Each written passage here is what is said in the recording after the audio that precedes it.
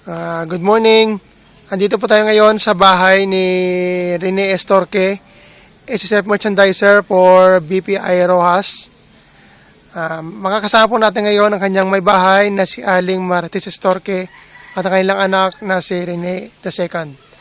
Aling Marites, good morning. Good morning, sir. Aling Marites, sino ba sa pamilya ang merchandiser? Si Rene Estorque, ang asawa ko. So, anong masahe mo tungkol kay Manong Rene? Siya mabait na tao, magalang, responsableng ama, responsableng asawa para sa akin, para sa mga anak namin. Lalo na may takot siya sa Diyos.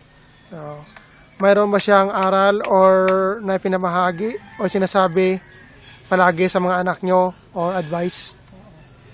Ang sinasabi niya araw-araw sa mga anak niya, mag-aral ng mabuti, lalo na magalang sa tao, mapagmahal, at lalo na may takot sa Diyos. Lastly, Aling Marites, may message natin para kay Manong Rene. Salamat sa pag-alaga mo sa amin, lalo na sa mga anak mo na pinaaral mo silang lahat. Kahit na kapos ka sa pera, pinapaaral mo silang lahat. Lalong-lalo na sa pagkain, hindi mo kami pinabayaan. Kaya nandito lang kami sa tabi mo.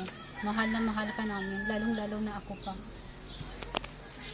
Maraming salamat sa lahat dahil hindi mo kami pinabayaan at mahal na mahal ka namin pa. Maraming salamat, Aling Marites. Thank you, sir.